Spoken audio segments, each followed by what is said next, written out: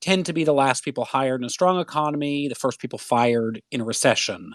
So right now, when there are nearly twice as many job openings as unemployed workers to fill them, it's not surprising that employers are looking for new pools of labor to tap.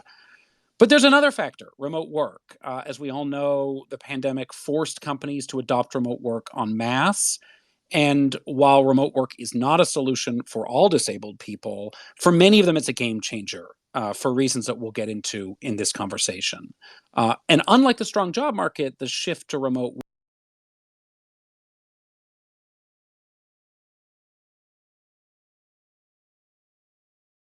work is a development that's likely to endure even if the economy slows. Um, Great optimism, there's still a long way to go. So, we're here today to talk about the job market for disabled Americans and the role of remote work. Joining me for this conversation are two really fantastic experts. Nation Collective at the Northwest Center, a nonprofit organization in Seattle that, among other things, connects adults with disabilities with job opportunities and supports them in their roles. And Mason Ameri is a professor at the Rutgers Business School who focuses on diversity in the workplace, especially workers with disabilities. Thank you both so much for being with us here today. We also want to hear from you, our listeners. If you have a disability, we'd love to hear how that has affected your work or your job search since the pandemic started. If you want to request to speak, you can hit the microphone button in the Twitter app on your phone. Um, so to start with here, I wonder if we can just put this change in context and talk a little bit about what the job market looked like for disabled workers before the pandemic, both in general and then also in terms of remote work in particular. Nora, maybe let's start with you. What were you seeing? Hi, Ben. Thank you so much for having me. Yeah, so before the pandemic,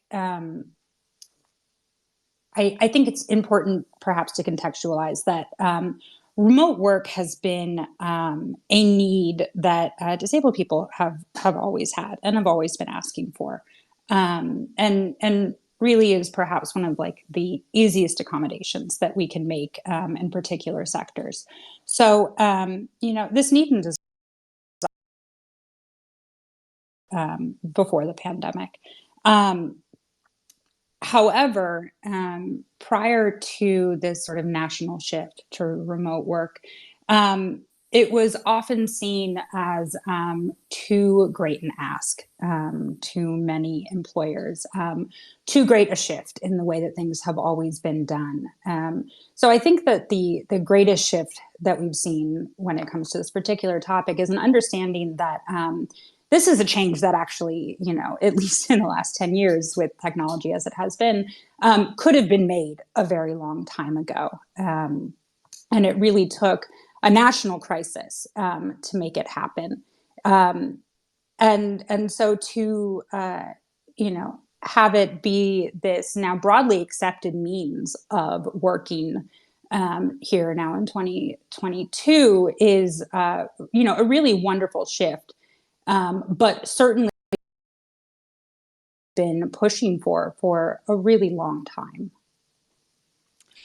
Yeah, I think that's such a great point. Something I've heard from a lot of people as I've been reporting on this issue is a sense of both excitement that there's been a shift here, but also frustration that it took a global pandemic for us to get that shift. Mason, I want to come to you for a minute here. What has started to change? How do things look different now than maybe they did in say 2019? Yeah. Um, just as you've noted, there's been recent academic papers suggesting broad and relatively sharp employment gains for people with disabilities since the recovery from the pandemic. And we could argue that the increase in remote work has certainly contributed to that. During the pandemic, we all realized that many of us could work remotely. And that realization was disproportionately positive for people with disabilities. So the acceptance we now have of remote work has really helped boost this group's employment, and it's been a total game changer. people with disabilities who are qualified to do a job now have better access to employment. So yeah, the ability to get to work via this 10-second commute is to their advantage. And the through line here is that remote work creates flexibility.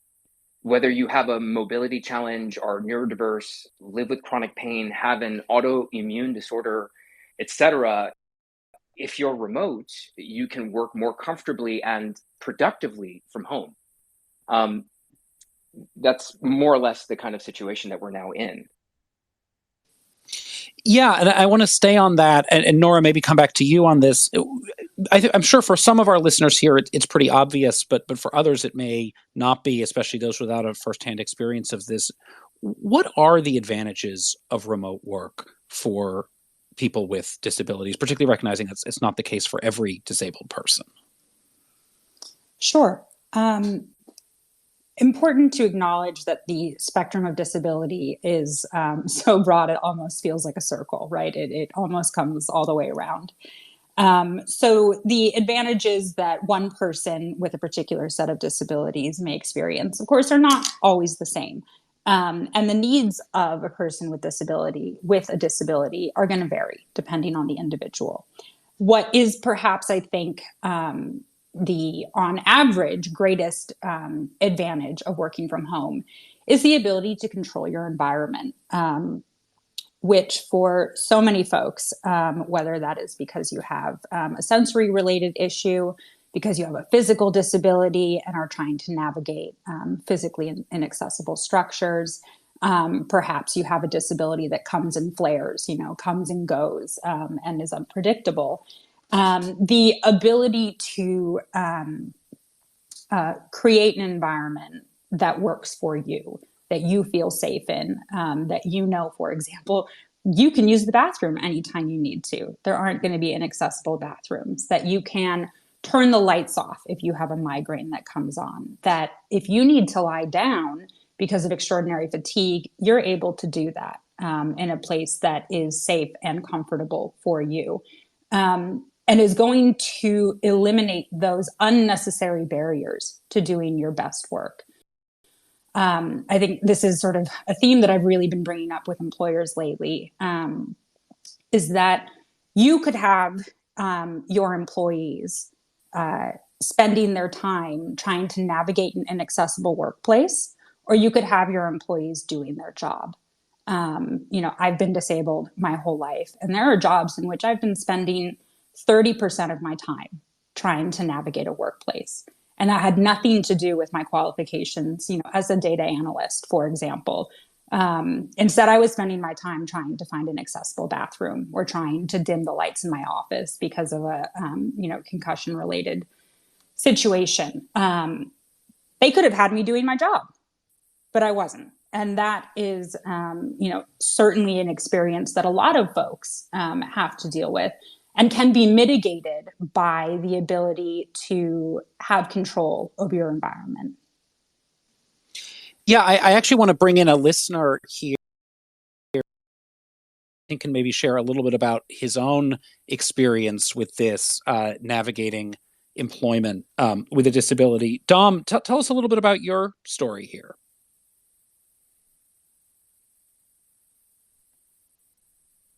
Dom, are you there? Dom? All right, we'll give you we'll come back to you in just a moment here. Nora, let me pick up with what you were just left off with.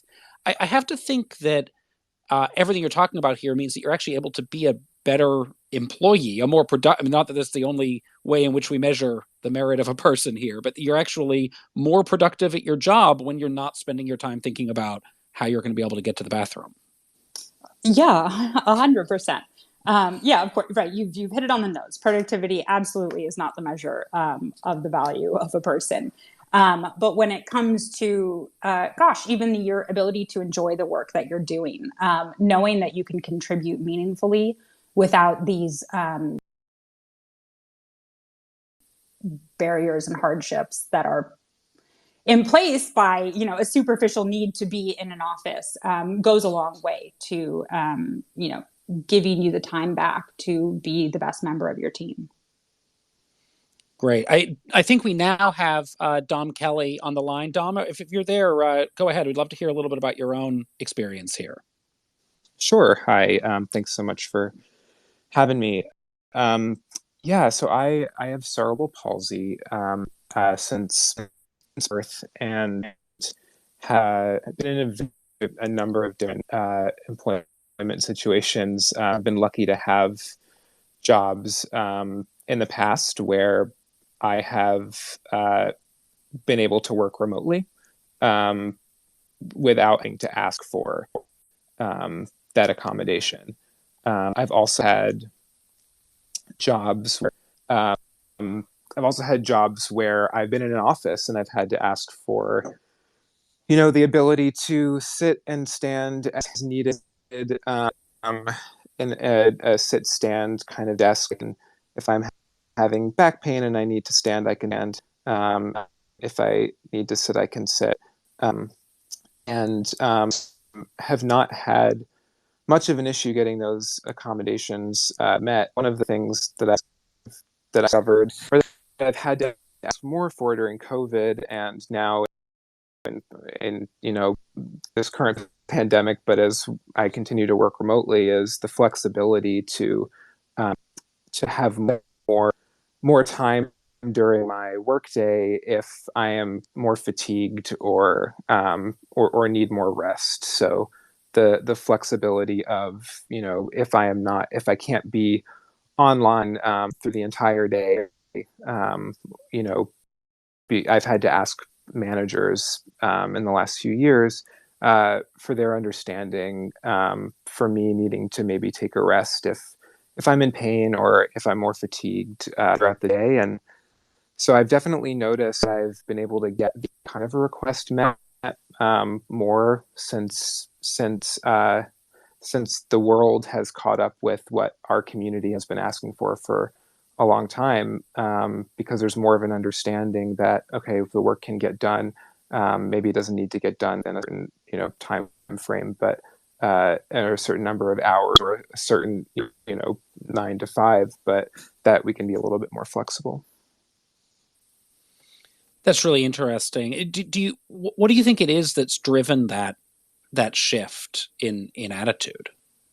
Well, I think that, like has been discussed already, the pandemic has it, it, people who don't have disabilities have sort of caught up to what a lot of us have been asking and advocating for a long time. I think during the pandemic, people saw that work can be done differently. There are so many companies who have gone from having an office to being completely remote and virtual, because they've seen that workers can actually be more productive when they're at home working as opposed to being in a physical space. And I'm sure it's a money saver for a lot of companies as well. So the financial aspect is probably a big driver.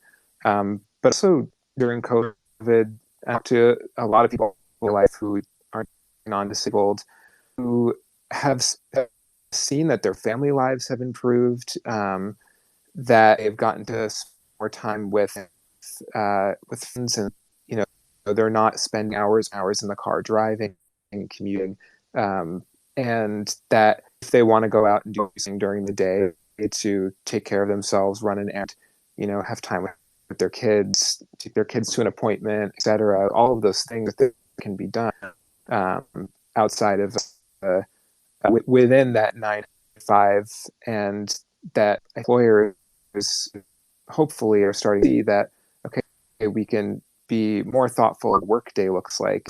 And I think that that's been my experience, that when I say, hey, I need a little bit of time during the day if I'm feeling fatigued or in pain, that I need to get that accommodation, because I'm going to, I trust them. They're adults. If they get the work done, they get the work done. I don't really care when it gets done. And I think that mentality is maybe starting to be more widespread, and that does benefit our community. Well, Dom, thanks so much for joining us here for a moment. It's really helpful insight. The context for all of this, of course, is I'm doing this spaces from my apartment in Brooklyn, New York. I expected to be doing it from the office today, but I had a COVID exposure last week, so I'm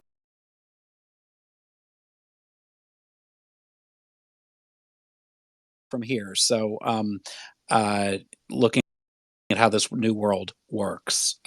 If you're just joining us here, I'm Ben Castleman with the New York Times.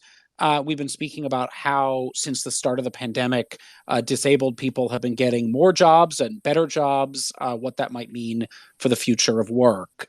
If you want to share your experience navigating work with a disability, or if you want to ask a question, request to speak by hitting the microphone button in this space on the Twitter app on your phone. But Mason, I want to come back to you for a moment here about the sort of larger economic picture, because we've been talking about the shift in attitudes towards remote work, but this is also a strong job market. And as I alluded to at the beginning, there's a history here of disabled workers and people with other barriers sort of being the last hired and the first fired. And I wonder how you see the macro environment contributing to this right now.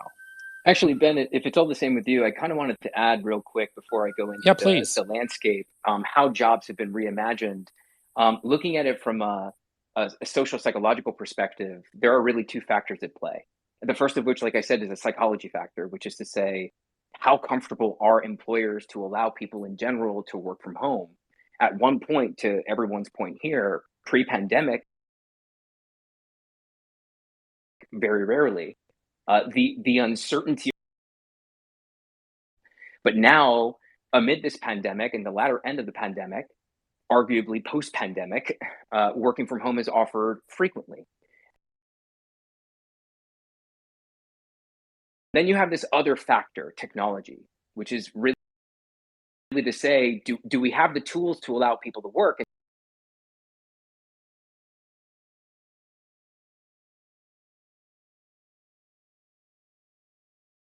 Companies are designing jobs with several criteria. Technology stack, home office arrangements. Can we emulate the cubicle from the on-site kind of campus that we have in your home office, and accommodation resources? So that is the kind of two-factor process that's currently happening amongst employers and amongst workers with disabilities. And then looking at it in terms of the landscape, will it all last? As we're kind of noticing lately, more and more tech and other employers have been calling back workers into the office. And so the question is whether these pandemic-inspired gains for people with disabilities will stick, and we need to refer to history for answers. Remote work, as everyone's been saying, isn't some novel concept. We've had the option of telecommuting for a time, even before the pandemic. There was this mantra of, so long as you're productive, who cares where you work from or for how long? This was something that companies stood on their Apple boxes and preached proudly. I could think of several companies just off the top of my head, Best Buy, Yahoo. They practiced what was called the ROWE, the results only work environment. And it lived by this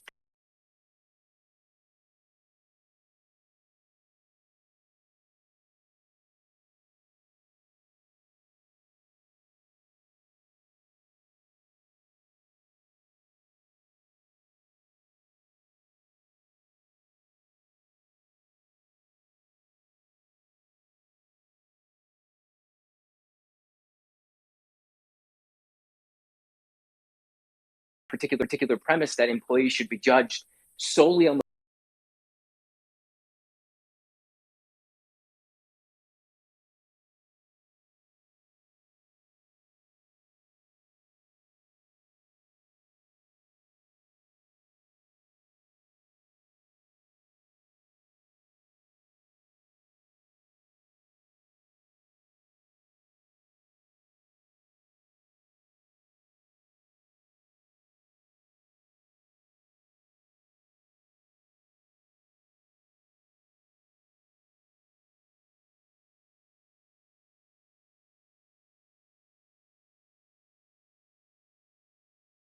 9 a.m. to 5 p.m. traditional model in the office simply isn't the way forward.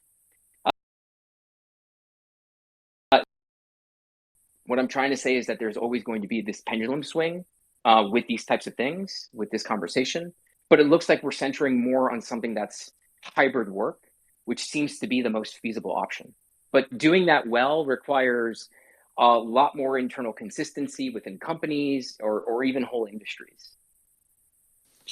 Nora, you do a lot of work at the Northwest Center, both with disabled people who are trying to find work and with companies that are trying to improve their hiring practices. I wonder what you're seeing now in terms of the luck that workers are having getting jobs and the willingness of companies to try to make accommodations and to be welcoming places for disabled workers.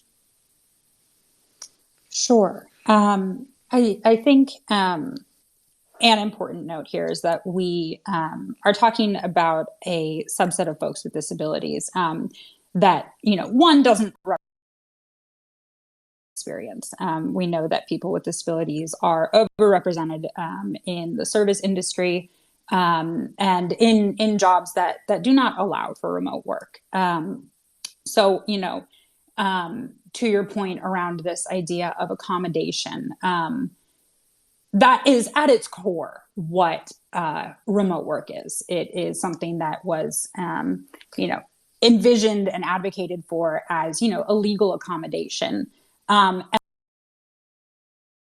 in many places has bled over, as we all talked about, into the way that people are just doing work, and really speaks to what I'm hoping is a rise in what I'm calling a culture of accommodation, in which we can make flexibility really a management skill, where we can make the ability to create conditions for the best work, recognize that as a strategic investment in employee development. And it would be really great to see that culture of accommodation become manifest in other sectors, right? Where we don't have the ability necessarily to work from home, but there are a lot of things that we can do in the workplace itself, physically and to improve those conditions. So what we're seeing with the sort of hiring of folks with disabilities is that employers who are able to understand this, what we want to call an involved managerial skill set.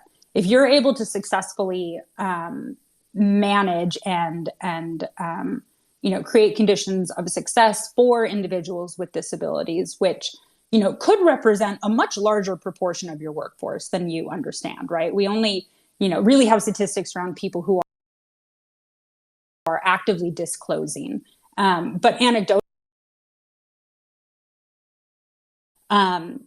this is the conversation we have with hiring managers when our folks in direct service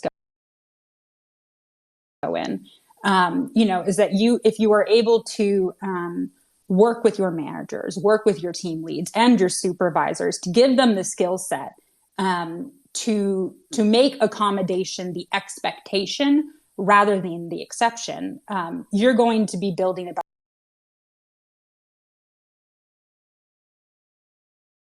workforce overall. You're going to be a more successful manager.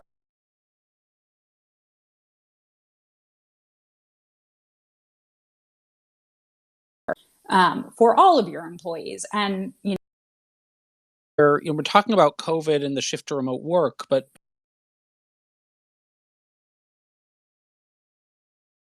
COVID has also been a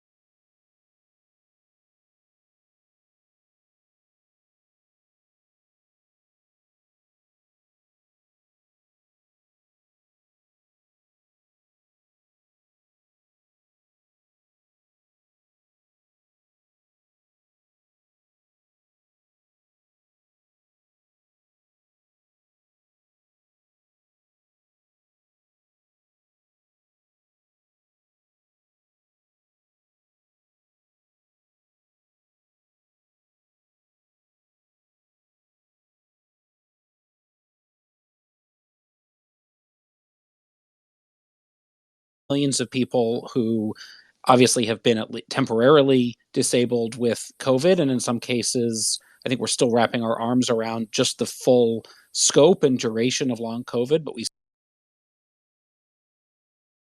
could make flexibility your standard operating procedure rather than a guilty until proven innocent accommodations interactive process. Your workers, again, back to this idea of what do you want your people spending their time on? Do you want them spending their time fretting about appearing to not be disabled, or do you want them spending their time doing their job?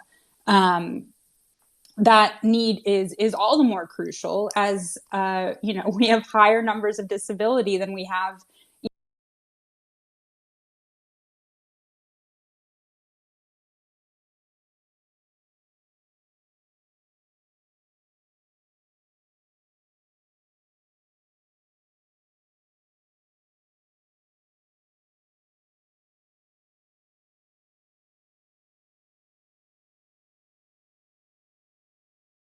In recent history now, and that a number will only rise.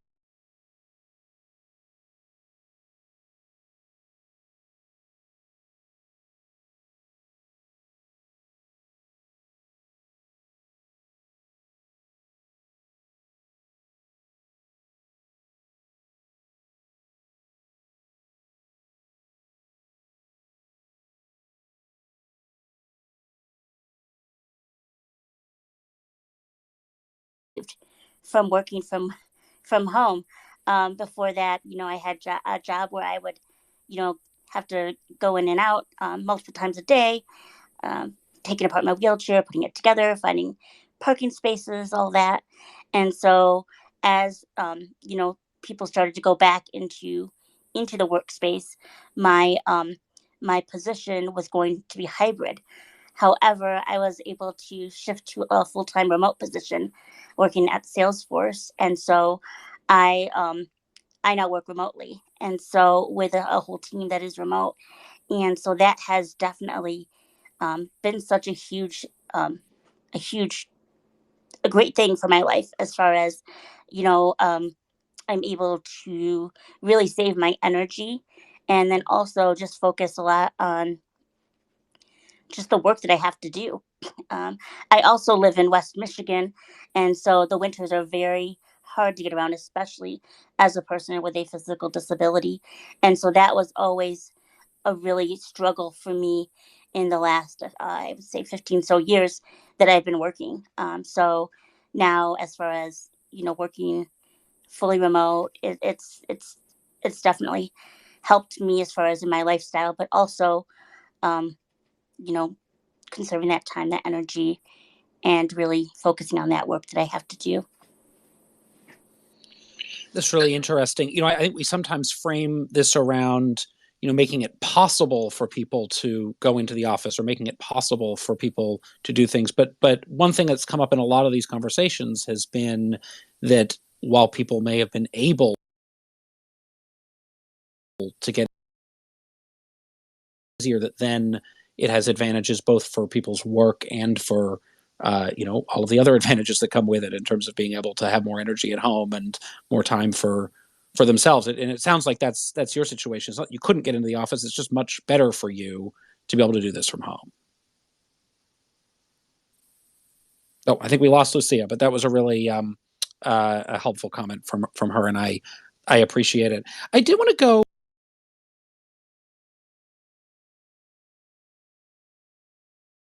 to jump in on this too, which is I've heard some concern from some people in the disability community that we don't want to create a world in which we just sort of shove disabled people off into remote work, that we need to make sure that if people want to be able to come into the office, that they can, and that we're making appropriate accommodations, that all, we know some of us prefer to work from home, some of us prefer to work in the office, and that both of those options need to be on the table. And I'm wondering if that's a concern you hear in terms of sort of pushing folks off to the side. Nora, maybe we can start with you, and then Mason, I'd love to hear from you on this if you have thoughts as well. Absolutely, it's a concern. I mean, it's a concern as it comes to the workplace. I think it's a concern as it comes to public spaces.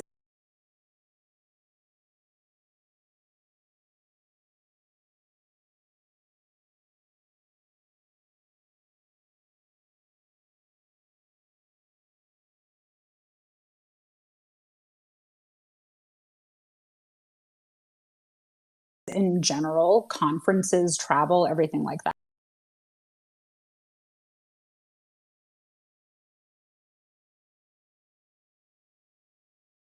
And so for workers who choose to, who have a desire to work remotely, that's what we should be respecting and prioritizing. For workers who do find benefit in being in person, whether that's in a hybrid situation or regularly in person in the office, that's what we should be prioritizing too. If it's about equitable access, then we need to have equity to equitable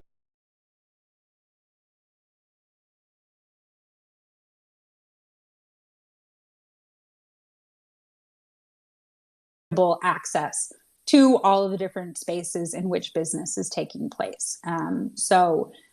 Certainly not at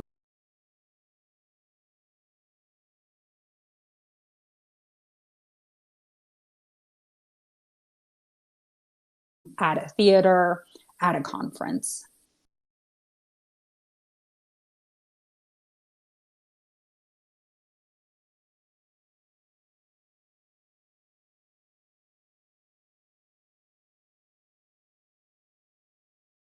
Off of Nora's comment.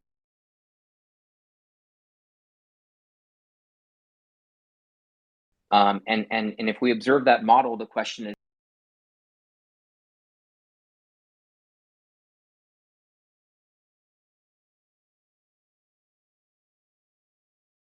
this is where companies, organizations have to incorporate disability inclusion in their work policies, to Nora's point, and virtual.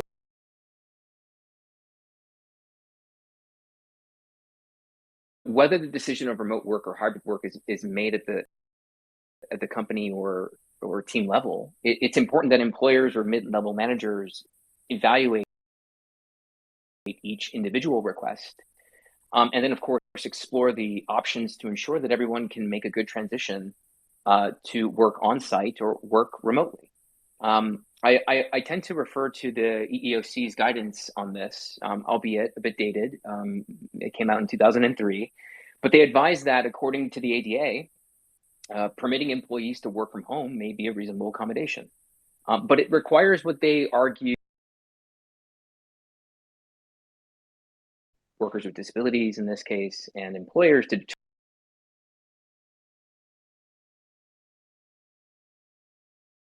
determine whether someone may need to work at home or include a clear understanding of exactly what the work is and how to measure it when it's done well. And that's especially challenging with some of the more intangible things like team dynamics. But it's the grail in knowing how to offer true flexibility.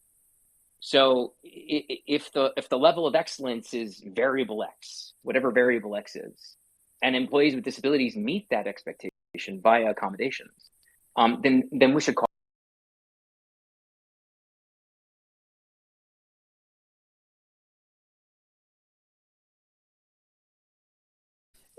Mason, something that Nora referred to.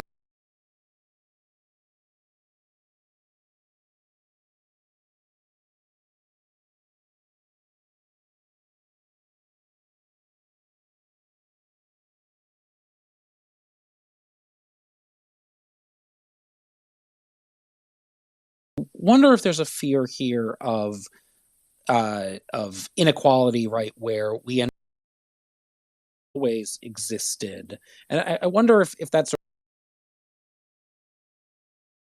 we can do to make sure that the bank gains that we're seeing here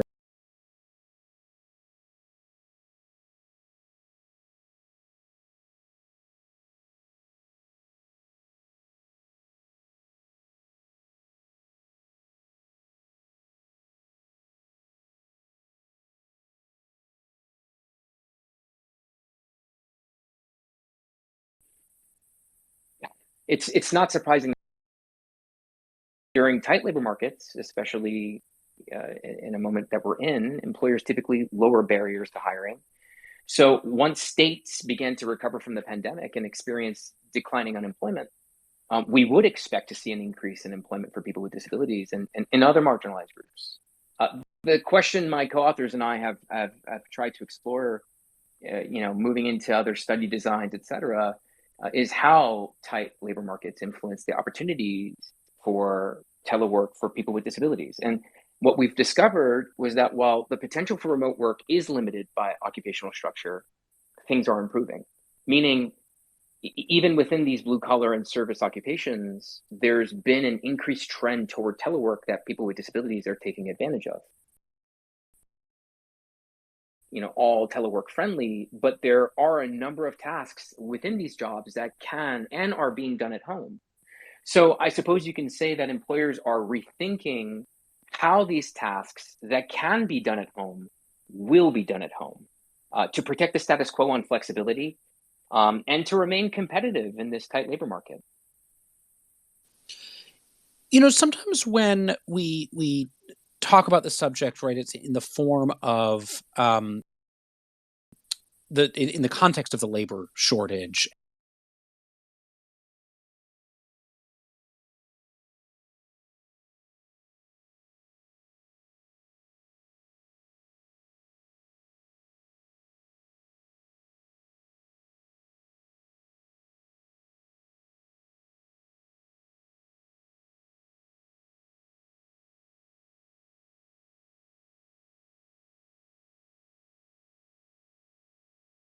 And you hear companies say things like, this is, we have to tap into this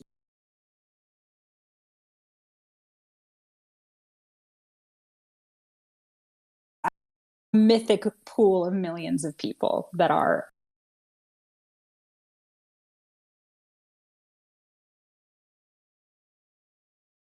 one that really sort of speaks to an exploitation mindset that does no one any good.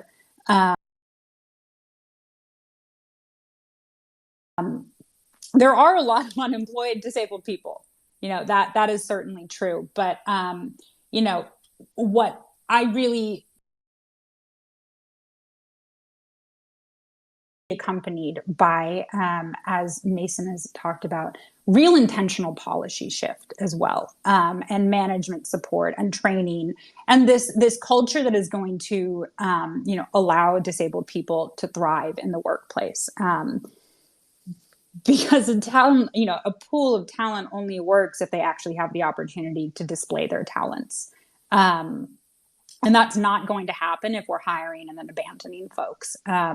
So, I really don't like thinking about it as a one and done solution just because they exist. The hiring of a person does not ensure success in any environment, whether that is remote or whether that's in person.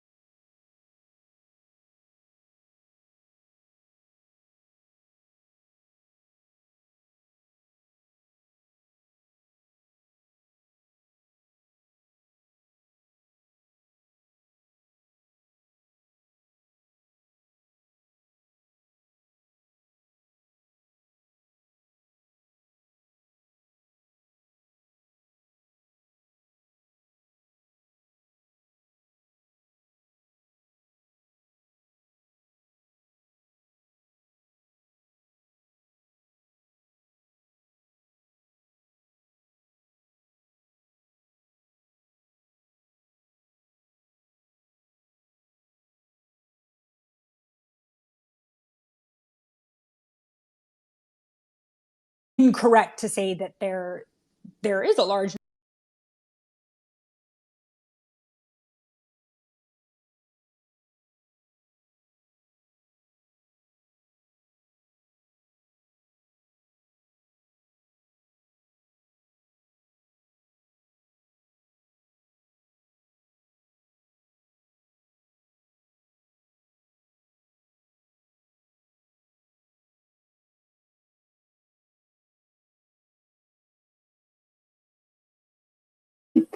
things like Medicaid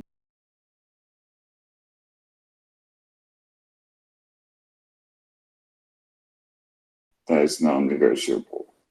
And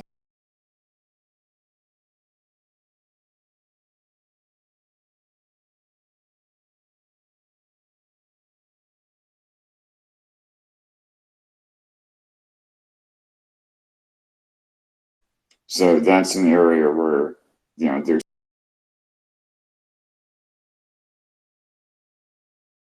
Twitter Spaces on the issues of the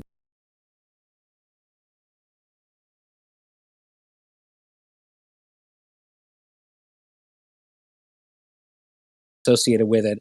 But Mason and Nora, either one of you, does either one of you want to jump in here quickly on?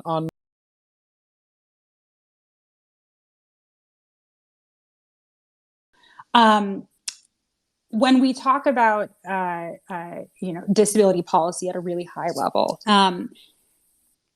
this sort of issue has to be taken into consideration, which I think makes the work of disability as it relates to DE&I sort of unique. And something that I've been bringing up when we talk with executives is that for this reason, disability in the workplace is not only an HR issue. It is, an issue at the highest levels. As our leaders are thinking about where are we going to be investing, really thinking about what does your insurance program look like? What are the premiums that your employees are paying per month? Because when we talk about choosing between a job and Medicare or Medicaid, that's an impossible choice to make. And the more our employers can invest in its own healthcare, can support its own employees in accessing and affording really, really good health insurance, I think that is a part of this conversation that is often lacking. And we could spend hours and hours talking specifically about this issue. Well, terrific. We're coming down to the end of our time here, but I did want to look ahead a little bit and lots of talk about the possibility of a recession next year. We know from history that recessions tend to hit people with barriers to employment of all kinds, certainly including disability, especially hard. And so, Mason, maybe to go to you first here. What do you see as the risk of what happens if we enter a recession, and is there any reason for optimism that some of these gains will stick around? Yeah, in kind of referencing a point that I made earlier on these pandemic-inspired gains for people with disabilities and whether or not it will stick, should the labor market cool, there is a likelihood that we would see a regression of much of the results that have been favorable. But at the same time, I'd like to think that remote work has been an eye-opener for everyone, such that people will move heaven and earth to protect the status quo, whether that's in the form of remote work opportunities entirely or hybrid work opportunities. And so, just as we kind of had employers take a look at the landscape and say, my gosh, COVID has hit, and yet we need to protect our bottom line, what to do? And then, of course, Zoom starts rapping at our door and saying, I have the solution, or some variant of Zoom, of course, in the name of video conferencing.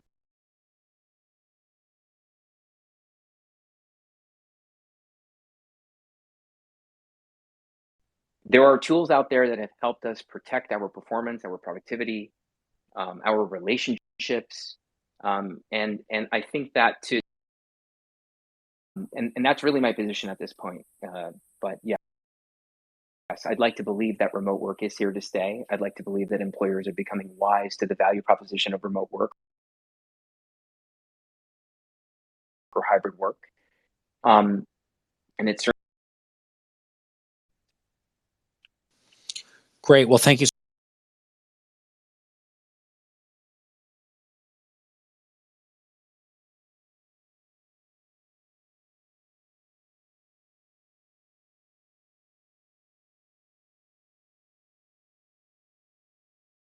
Thank you, and lovely conversation. Thank you.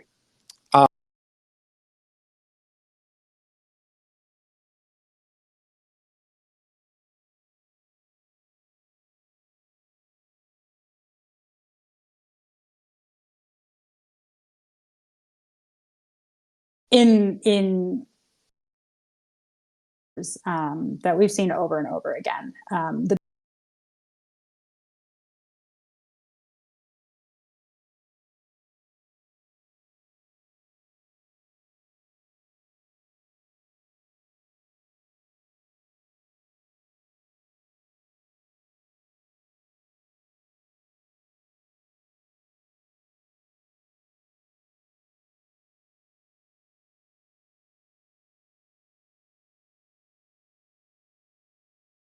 tools and accommodations and adaptations. Mom and pop shop, or that's your Fortune 500 company. So to ignore the really important role that a robust disability inclusion and anti-ableist strategy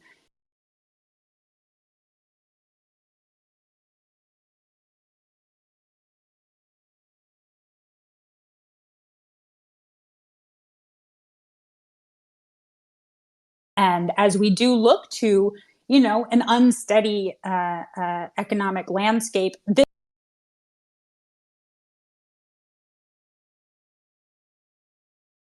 you know, it'll be really interesting to see who is able to capitalize on the incredible advantages of creating an anti-ableist, disability inclusive workplace, and who isn't. Well, thank you so much for that, and thank you to all of the Rutgers Business School. I want to thank everyone here so much for joining us. And you can listen to a recording at a link that we'll provide. And thank you so much for tuning in. Again, this has been Ben Castleman with the New York